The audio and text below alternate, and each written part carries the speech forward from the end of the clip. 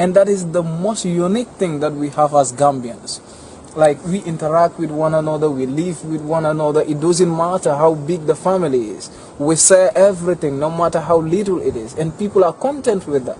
That even if things are going hard, you can still observe smiling faces under each and every person that you meet along the street. So that is a plus for everybody in the Gambia. And that is why I'm a proud Gambian and a proud African. And I believe I can make it. And I'm going nowhere but in the Gambia.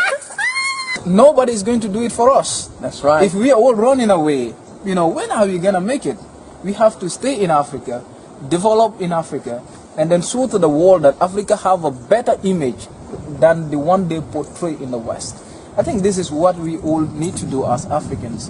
And then we promote that as Pan-Africans and also as Gambians. Excellent. I couldn't have said it better myself, actually. I propose that you come and do some shows with me. This brother's got it going on.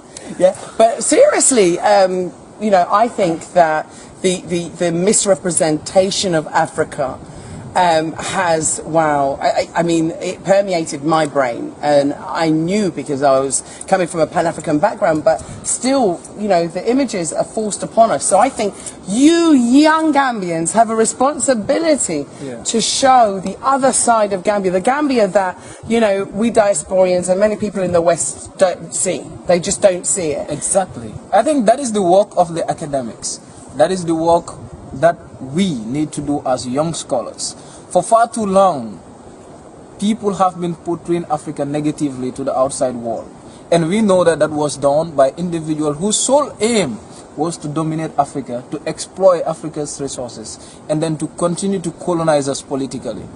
Now, our role as academics, as young scholars, is how do we make sure that this picture is changed from the literature itself, going back to rewrite the books, to rewrite the history of Africa, and then to show to the world that we have a better image that the world is actually seeing as of today. And then you also come to realize that we need to invest in Africa, because foreign investment always leads to capital flights and etc. Because people who come in and invest, at the end they can take all the resources, and then you come to realize that it becomes another challenge for us. But when Africans invest, the money stays in Africa, which is a plus.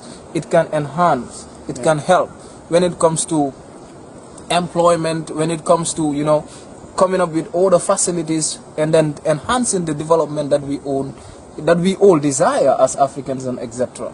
I think that is what we need to do as we speak, and that is what we all Africans need to be thinking into that particular line, like trying to see how we can repent that particular picture shown by the outsiders about Africa. Because in fact, let me tell you, there was this quotation that I read. It was actually done by a British parliamentarian, Lord Macaulay, in 1835. He speaks about Africa, and then he said, in order for the West to dominate Africa, they need to overthrow our very backbone, and that is our education system.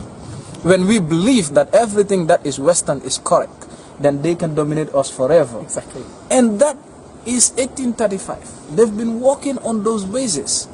So today it is high time, because we know the realities. Let us try to rewrite the history.